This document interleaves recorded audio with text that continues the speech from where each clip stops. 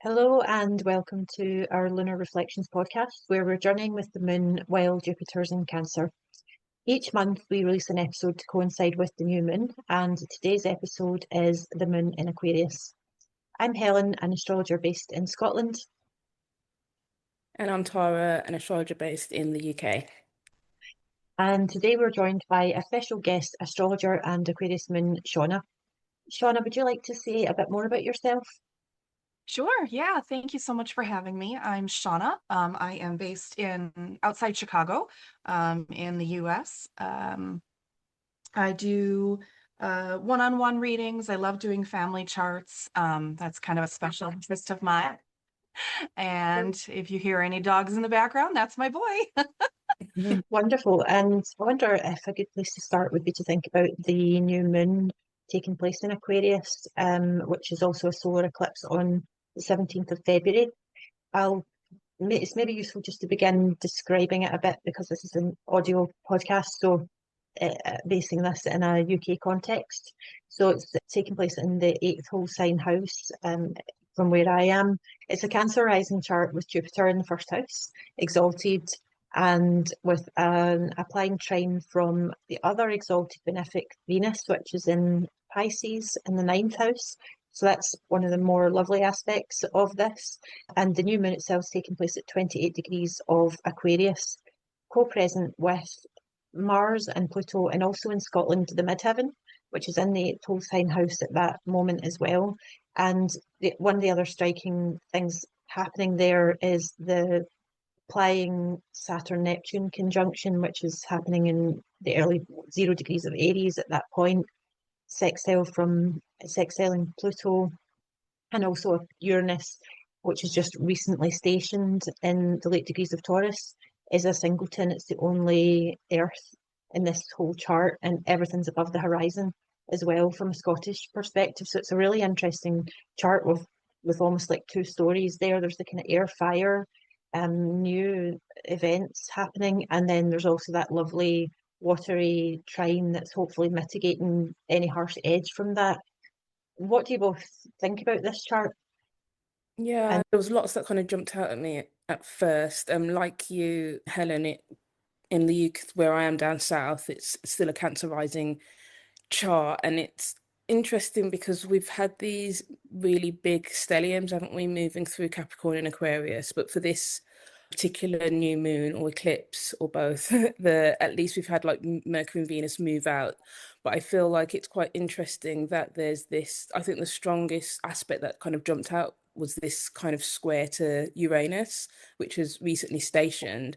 So I feel like this eclipse story that's obviously starting ahead of the nodes moving into Leo and Aquarius later on this year is linked back to this Taurus story in a way, because there's this square. And I was thinking actually individual, like personally, what I've been going through is like work stuff, which is where Uranus has been, and there's been this literal decision about moving as a team or going it alone, which is obviously the collective versus the individual when you're thinking about Leo and Aquarius there.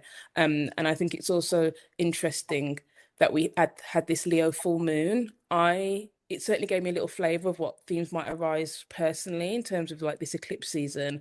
I feel like it was a little bit of a precursor. What about you, Sean? What have you been thinking about this eclipse coming up?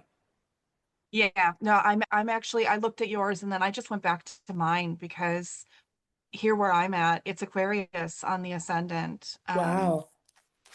Yeah, and it Yeah. actually the MC is in the 11th house, and with everything that's been going on here locally, I mean, it Mm, just feels kismet. It yeah. feels dead on. Um, I do think that that recent Leo moon is just it is a precursor, absolutely, and it's maybe foreshadowing, in a sense, the beginnings that often eclipses do bring. And I think it's not the beginning of a sorrow cycle, but we're actually nearing the end of a sorrow cycle. I don't know if you two are familiar with that or not. Saros, sorrows cycle is like the that, long-term cycles sorry, of eclipses as they move around. Yeah, go ahead, Helen. I was going to say, is that the 19-year cycle, or is that a Much wider one? It's actually over centuries. It's a Oh, bigger, Interesting. it includes down to as small as a 9-month cycle, but it does go up to over several hundred years. But it also includes those nodal periods too, as the smaller breakdowns. And then, of course, here in the US, we have so much interesting conversation happening around the media and our government that the chart here for us just feels, you know, right on. For those listening, it's an Aquarius rising, 14 degrees. We've got Mars and the sun both still in Aquarius. We've got the moon there, of course, 28 degrees, which puts Leo on the descendant, and then the MCIC is in Sagittarius and Gemini. So bringing in those collective group houses as far as the 11th house goes. And is that so that square from Uranus is coming from the fourth? Is that right? Mm-hmm. Yep. Yep, that's right. Yeah, Uranus at 27 in the fourth house here at the time of the eclipse. yeah. I think it's quite interesting Mm-hmm. actually that it is also this eclipse is happening with this Aquarius rising in the US. Because when I think of Leo and Mm-hmm. Aquarius, because you've got to kind of look at them in tandem, you do think of like this Right. kind of, I don't know, like sense of creativity versus activism. And I was thinking about what can I create for myself versus who can I act on behalf of.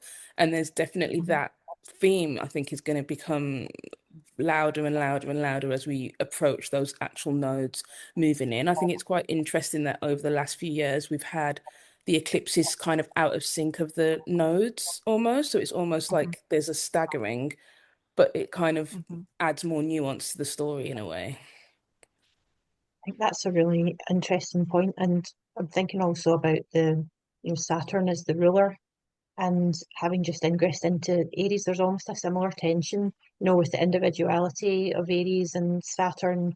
Certainly, thinking about Saturn as the ruler of Aquarius, being concerned with society and so on. That almost echoes a wee bit that tension you were underlining, Tara, in relation to the current Mm, context.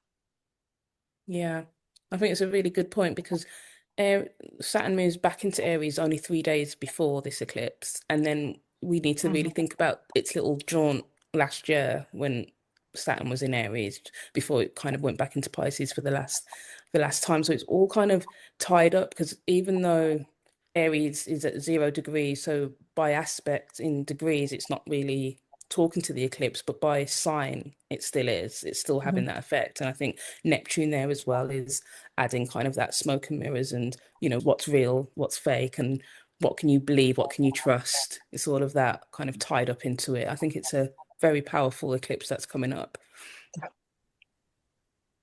I think you hit the nail Sorry. on the head, especially bringing in Neptune there. Um, putting that in that conjunction happening in the third house locally. Um, Mm, I think that really speaks to what's happening, for lack of a better phrase, on the ground here, in the neighborhoods, in the schools. And yeah, it really brings that to the forefront. Um, so yeah, I was going to note that Saturn has ingressed, as you said, Tara. I think it's on the 14th of February, just here, just in the hmm early hours of the morning. And so that whole Aquarius moon transit will be ruled by Saturn in its new place where it will be for the next couple of years. So it will be, I guess, a culmination of that, of a couple of days at that point. And the seeds for, I guess, new moons are always kind of not just a new beginning per se, but sometimes almost forming the seeds for what you can't see yet. And so I guess that's kind of going to, that Saturnian flavor of Saturn in fall is going to be embedded in that kind of experience. I guess we'll get a feel for that as soon as the moon goes into Aquarius. Yeah. And I was thinking a little bit about your moon, Sean, and obviously this is why we've kind of had you on. And my question was going to be to tell us a little bit about your moon in your natal chart and what your lived experience has been. What degree is it at? Is it going to be, is the solar eclipse going to be right on top of it? How's that going to be for you? Sure. Yeah, so I'm Cancer Sun, Cancer Rising, Moon in Aquarius. That puts it in my eighth house, and it's at 8 degrees 50 minutes. I actually have quite a heavy air trine. I have 5 of 7 of the traditional planets in air signs. The moon is on its own, all by itself in a little dark house. But you know, as far as lived experience goes, um, it's emotionally speaking, I think Aquarius gets the good or bad rap of being maybe aloof or cold sometimes, but emotions I think are a little bit sideways for someone with heavy Aquarius placements, and I think the moon in particular. Um, and by that I mean I feel very deeply. I have a lot of Cancer there, but I feel very deeply, but I have to process and understand what it is that I'm feeling before I can really embody it or, inhabit that. Um, there's definitely an instinct to step back and observe a little bit more. And I think very common with Aquarius placements, there's almost a need or an instinct to intellectualize things, making jokes constantly. You know, I'm the one that laughs at the funeral. I'm the one that, makes the joke in the inappropriate moment just to help things land differently. I am the awkward one, and I laughed at myself when I sat down to open up Zoom because I promised myself I wasn't going to wear black today, and I wore black anyway. I live almost every day in black clothing, and it's not on purpose. I love color. But my regular day job, I wear scrubs and they're all black, and my lab coat is black, and just everything. So yeah, I feel things very deeply, just not loudly. And I usually need time and space to process before I really kind of know how I feel. Yeah.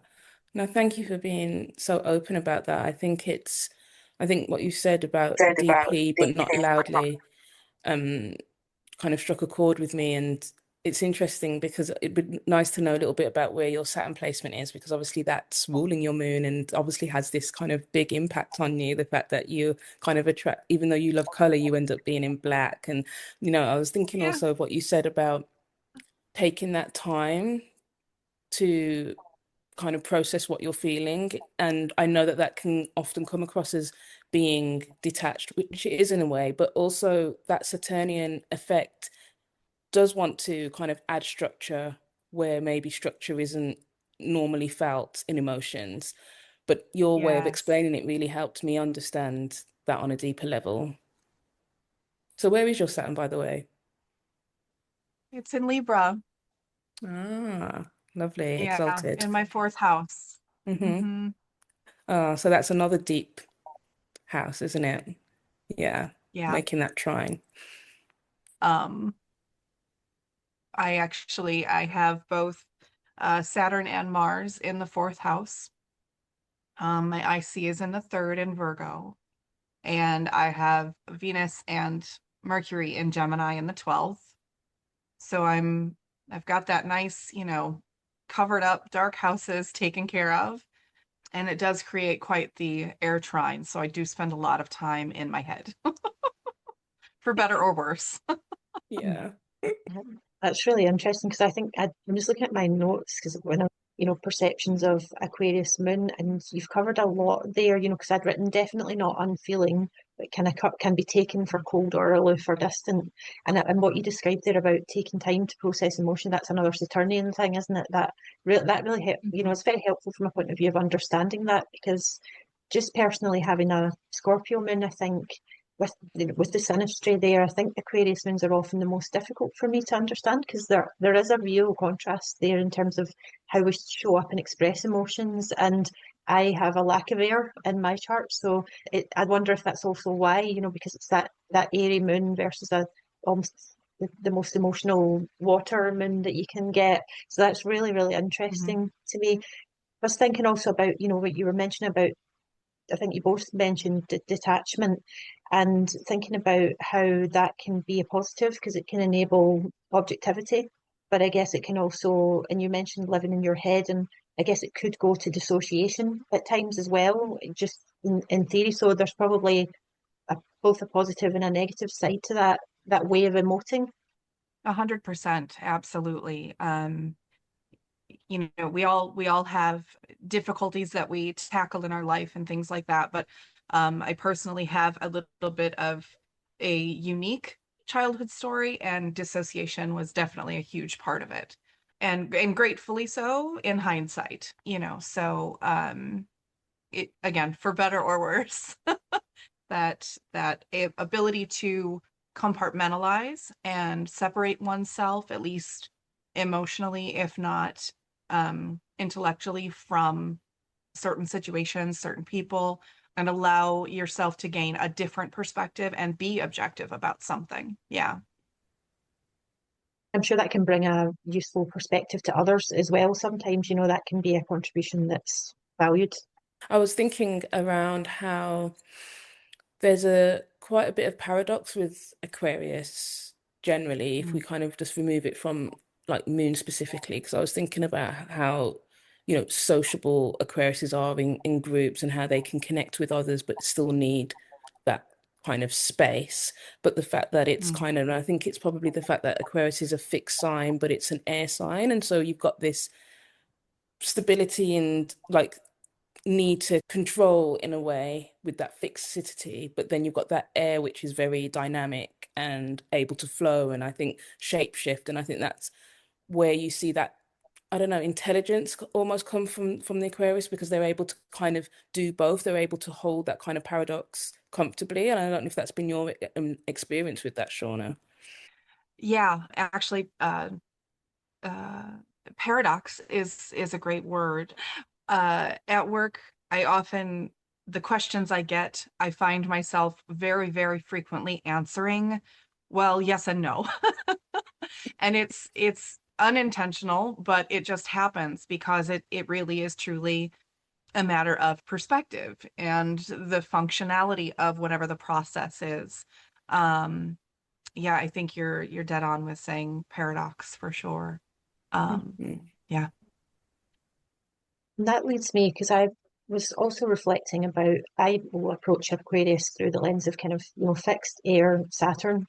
But for many, it's still also associated with Uranus, which is, that brings a different dimension, individuality and uniqueness and rebelliousness and things like that.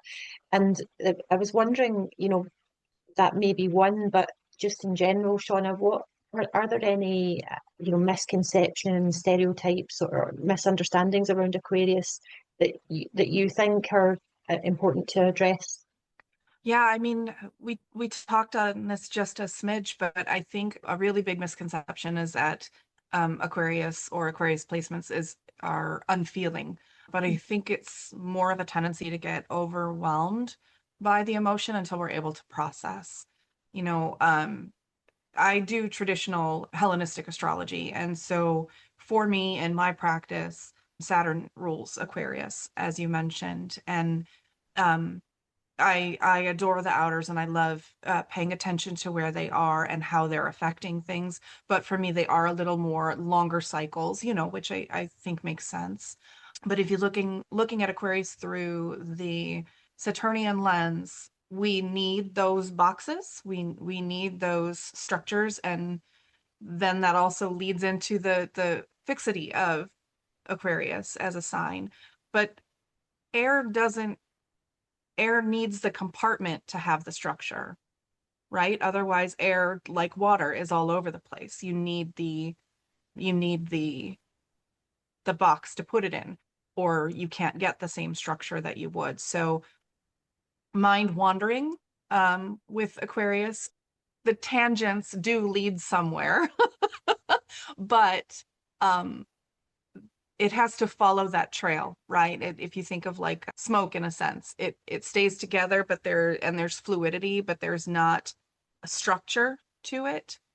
It's not emotional absence. That makes more sense. It's not emotional absence. It's emotional bandwidth, and to reference back to what Tara said, it's needing the social time but also if there's something, if you know you're at a gathering, you're at a hangout with friends or whatever, that Aquarian is probably going to be here. Does that make sense? Like there's going to be the group of 4 or 5 people, and the Aquarian is just on the edge. They're the one that's going to sit at the end of the table. They're the one that's going to, you know, put themselves on the border, because Aquarius is really the border to our solar system. It's the edge of those personal planetary wanderers, you know? I was going to say, I love that concept of edge because of with this Saturnian dimension, and something I've wondered about is, people, especially again in a modern Uranus associated context, will think of Aquarius as this future oriented kind of sign. Right. And I wonder if maybe, and I have met a lot of kind of Aquarians who are involved in technology and things like that, and I wonder if sometimes, they can be at the edge of the present, because there's a sort of insight into like where things are going from the overall structure. There's sort of reasoning out, so they don't necessarily live in the future like some kind of future time traveler or something like that. But maybe they do sometimes. Then you do find them at the forefront sometimes. Yeah, no, I think that's a really interesting point.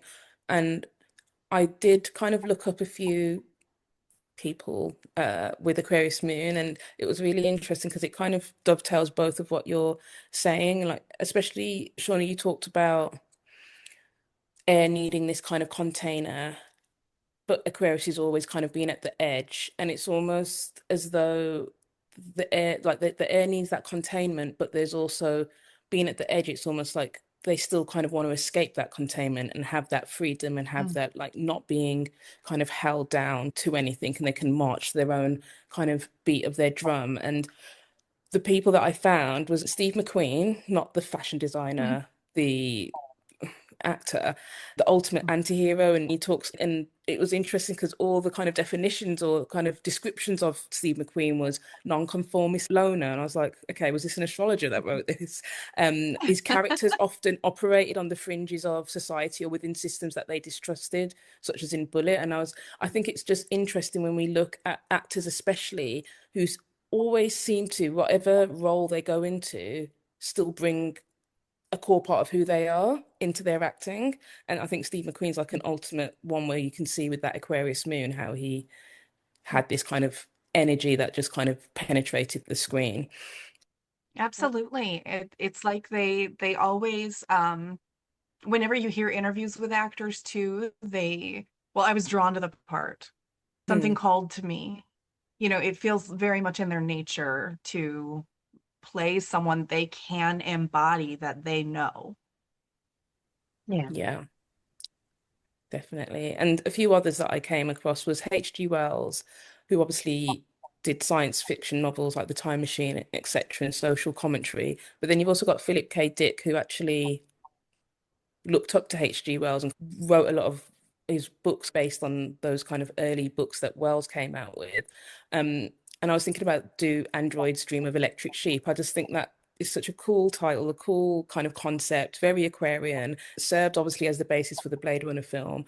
I guess this relates back to what you were saying, Helen, about being kind of in the future or being innovative or being, having this kind of forward thinking ideas that not many other signs have as in the same way that Aquarius does. And maybe I'm biased because I've got an Aquarius daughter, but she always seems to be just that little bit ahead of the trend. I mean, she will be in the trend and she'll, conform to like what the group is doing, but she tends to just be that little bit earlier. And I think that is quite, you see that quite a lot in Aquarius placements. So this takes us on to our next question. It's one of our favorite topics on the podcast, and we've kind of like raised it in almost every episode. But what's your progressed moon, and how has this shown up for you, if that's something that you kind of track and follow? Yeah. So forgive me because I do need to pull it. It's sitting in Virgo at the moment. And over the last couple of years, I recently went through that balsamic phase and into a new moon phase. And that's actually been happening when I started picking up astrology officially. Kind of feels like when I hit the balsamic phase, it was like I've always loved astrology and found it so interesting and curious, but was never able to find myself either the group to connect with or the make the time to buckle down and study it for real, as opposed to just, reading a horoscope or picking up a book here and there, which is wonderful study and wonderful practice. But, if you're going to get into it seriously, you've got to buckle down and do it. Forgive me 1 second. I will say with Aquarius, if we double back to stereotypes, I don't know if this is just my air trine, but if it's out of sight, it's out of mind a little bit. I was once in a study group and my friends we were just talking about everyone's chart and they put my chart up and I went, okay, whose chart do we have? Huh. I didn't recognize my own at that point. So sometimes I have those moments. All righty. A little bit of a ding dong sometimes. Okay. Progressed moon in Virgo, conjunct Mercury. Like I was saying, it did go through that balsamic phase and started its new moon phase in Leo, which is currently my rising sign in the progressed chart. Very uncomfortable, very itchy for me to be on video and to present things. I am, like I said, I consider my chart to be a night chart. My ascendant is at 6 degrees and my sun is at 15 of Cancer natally. So it's very, very close. And it was probably, right at dawn, enough daylight, but still enough darkness, where I do just kind of teeter back and forth. Where is it a night chart? Is it a day chart? I don't really know. But I do consider it a night chart in general. And with so many placements either below the horizon or in the dark houses, I am not one that likes to be out front.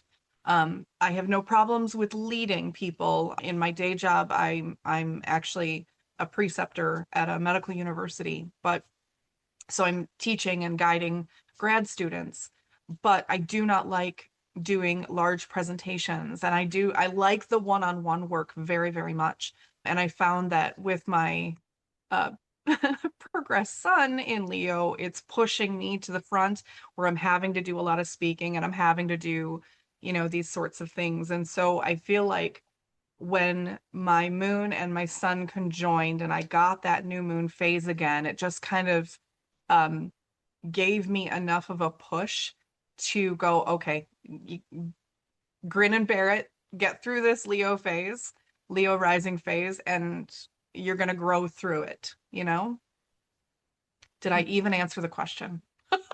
Yeah, no, I think it's good to bring in all the different progressions. And I think when your sun and rising has progressed into such a different sign, especially with that, Yeah. you've got an air trine in the dark houses, and then you've got this like Leo, like, hey, look at me. And it must feel, I can imagine how uncomfortable that must have felt. And I think that's why progressions are so interesting to me, because it kind of forces you to experience a different sign that you wouldn't normally experience, and it does help you to kind of grow through that. And I love that you're kind of embracing that and stepping into it, even if it does feel uncomfortable. I did wonder about your progressed moon on the natal chart. You said your IC's there, so has the moon approached your IC yet, and have you had any kind of IC Uh, things come up? Let me look at those dates because it did actually, my IC's at 13 Virgo natally. Um, in the progress chart, it's at, oh gosh, 29 of Hmm. Libra, but in my natal chart, it's at 13 Virgo. Um, yeah, it did pass. I don't know the date on that. Let me see if that clicks with something. I have a suspicion here. I'm gonna put that right there. Some pretty profound things were happening for me the end of 23 and into 24.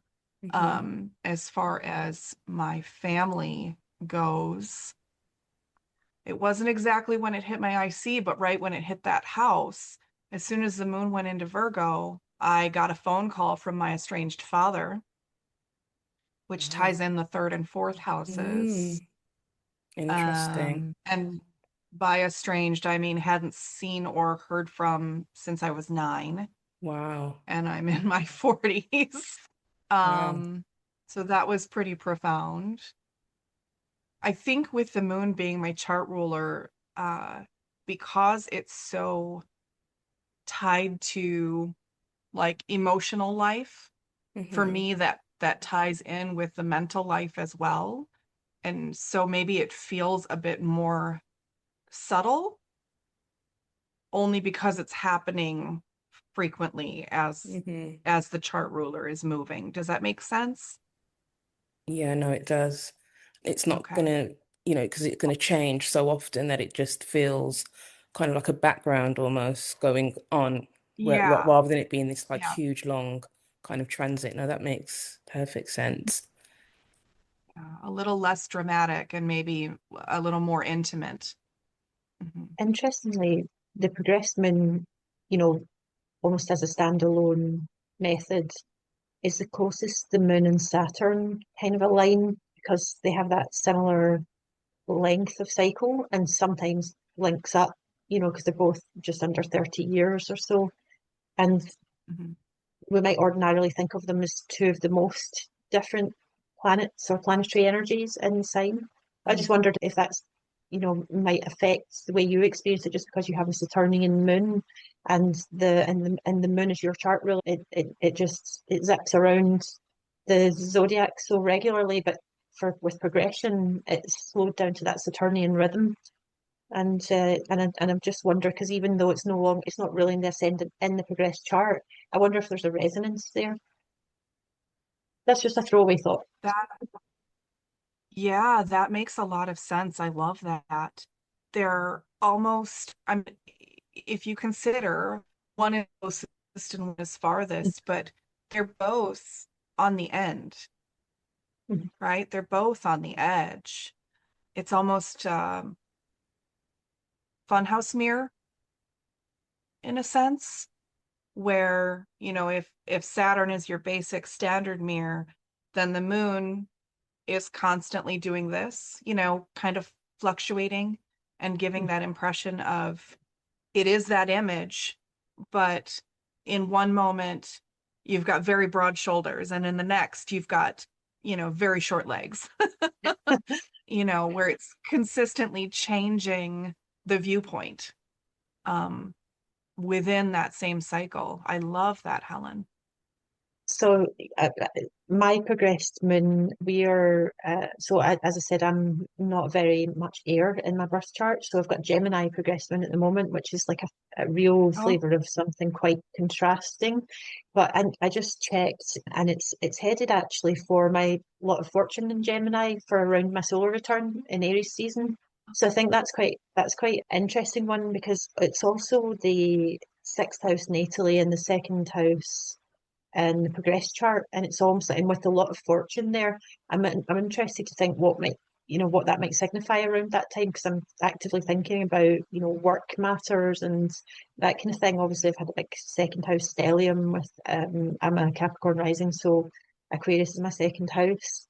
But yeah, I thought that was that was interesting to note. That I wonder if that will bring home some of that unfamiliarity because in some ways the part of fortune can represent almost like a second ascendant, and the house can almost act like another first house, and so it will be interesting to see how that shakes out in a couple of months' time. And what about yourself, Tara? So my progressed moon is at 22 degrees Cancer. So it's in my 12th house and it's passed over my Mars, which has been super fun. Not really. But it has been interesting because Mars is my Time Lord, and obviously Jupiter's there on top of it as well. So there has been a lot of I've just become a homebody. I've just I was exhausted after my progressed Gemini moon era. I've said this before on this podcast. I was doing too much, all of the things, all of the time. And now I've got my heated throw. I'm at home with the cat, and I just like being at home and just being cozy, to be honest. And I think with the Mars there, I've had to learn how to expend energy in a way that feels restorative. So a lot of what I do is now very much on the restorative side. How can I pour back into myself without feeling depleted? I think the 12th house can be especially draining, especially with Mars there, and Jupiter's kind of expanded that even more so. So it'll be interesting when it progresses into Leo and my first house this summer. I have been counting down, to be honest. And it's interesting that you talk about your progressed sun as well, Shauna, because mine's at 29 degrees Virgo. I've been a progressed Virgo since I was 14, and I'm going to finally be a Libra progressed sun this summer, and I'm very excited. Like, I'm super excited. So yeah, but for now it's just being at home, pouring back into myself, and just taking the time to kind of honor rest and not see it as a negative, because I think sometimes we live in this world where we have to be productive, and if you're not doing, then it doesn't feel like we're doing, we're not being productive. So I'm trying to reset my own, what I've internalized about productivity and rest, for sure. That's really such an important point, and almost linking back to what you were saying, Shauna, about the phasing of the moon, the balsamic phase. That's a time when those lessons also come home to roost as well, and that's when I got interested in studying astrology as well, was during the balsamic, just when it started, just when that era started. And interestingly, in a podcast that Kelly Surtees did with Chris Brennan, she said that is a really common experience, because it's just such a profound shift in energy levels and outlook and needs from life, and how you engage and what you feel safe with, that very often things come up for question that lead you to search for answers that lead many people into astrology, only to then discover that that's being part of the rhythm that's synced up there. So I think that's fascinating. So I think if we don't want to add anything more on that, I'll move on to my last questions on remediation. So I wanted to ask Shauna, have you tried any kind of lunar remediation or worn lunar talismans or any practices like that? Sure. I wouldn't say remediation, so to speak. That for me just kind of feels like it might give people a negative impression, but definitely working with, learning to, I don't like the phrase shadow work either. I respect it. I respect anyone who likes to use it. It just doesn't feel right in my vocabulary. Because again, the implication is that something is wrong. And a person is who a person is, for better or worse. And I think that as we learn, we grow, we become better, we blossom. And finding ways to work with the rhythms of the moon, instead of forcing things. I think that it doesn't need to be about fixing, or but like listening and absorbing. The moon is beautifully reflective, and a beautiful place for anyone to start if they want to begin a meditation practice or journaling, or that kind of a thing. But as far as a talisman goes, I work with crystals a lot. And by working with them, I mean, I do things like, I love raw and natural crystals. I have plenty of polished, but I love raw crystals in their natural state, and just holding them and working with them, and looking at light through them, and just taking a few minutes, even if you're just kind of quote unquote playing with it, you allow yourself the time to slow down. And as fast as the moon moves, Luna's really just seen at night for the most part. And that is a time of moving slower. That's a time of rest and relaxation and just kind of existing. And I think if we give ourselves the chance to reflect on that, we find ways to get our flow back. We work with the moon as opposed to, like I said before, forcing it. I love that. It's really the moon as that kind of embodied part of ourselves that you working against work is working against yourself. And I love what you're saying about crystals as well. And just for anyone of any moon sign, is there any particular crystals that work quite well when you're trying to work with the moon or with emotions or with any of the moon significations? I think that's, just like herbs, flowers, colors, there's going to be different connections with different crystals. So there can be some play with, what your moon sign is or whatever. But an easy way to start is just working with the season that you're in. And right now we're in Aquarius, or where again, it's ruled by Saturn. So obsidian is beautiful working with Saturn. Tourmaline, black tourmaline is wonderful working with Saturn. If you're just starting to work on grounding yourself or finding yourself, getting yourself seated, you know what I mean? Beginning some sort of practice where you're slowing down. Any, snowflake obsidian, I absolutely love. It kind of, for me, draws in the season.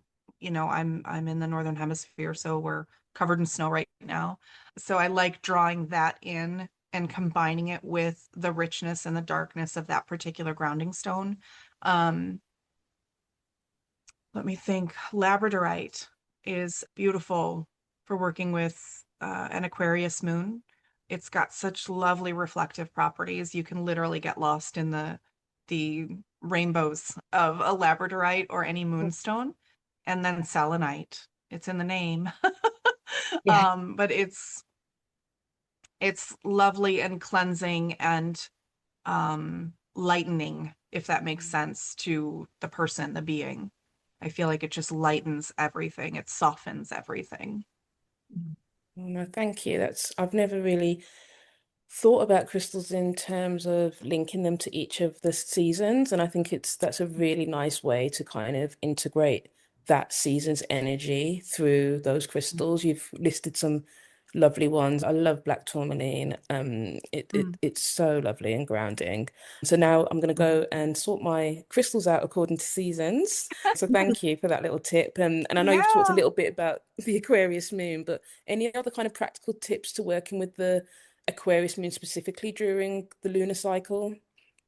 I would say one thing that, as someone who has it, I don't often show myself kindness when it comes to not having the answer or the solution, fixing something.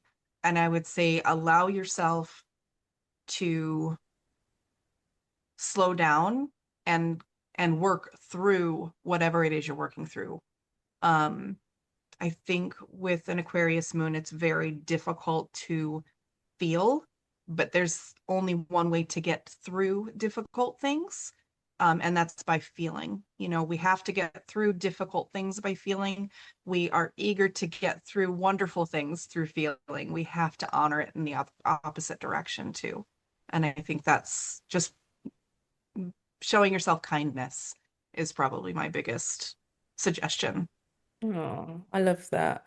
And I think it's funny because me and Helen were just talking about this yesterday. I don't think we do enough of that. I think we can be so hard on ourselves. So I think it's such a beautiful thing for you to say. And it is good to be reminded of that. And it's interesting when you said about opposite, because I was thinking heart versus mind when we think of Leo and Aquarius and how sometimes you can draw on that opposite sign even to think about how to kind of integrate fully. So there's some really great tips there. I love that. And it's the kindness point is great advice, and it's a lovely note to end the discussion of the moon on as well. So just want to say thanks, Shauna, so much for joining us today and for sharing all of your insights. It's been really interesting conversation. And before we wrap up, how can people find out more about your work or reach you or find you? Do you have a website or anything like that? At the moment, thank you so much for having me. At the moment, the best way to contact me is through email. It's smartastro, two S's, at gmail.com. I'm on most of the socials. They can reach out on Substack too, same handle. Yeah, I'd love to talk. I love doing this work and it's so much fun. And it's been a lovely conversation. Thank you for hearing my rambles and inviting me to chat with you both. Right. Well, just to our listeners, thanks as ever for being here and bringing your energy and attention to this topic. Yeah, and thank you, Sean. It's been a pleasure to have you on. We'll see you next time when we're going to continue with the series with the moon in Pisces. Bye, everyone. Bye.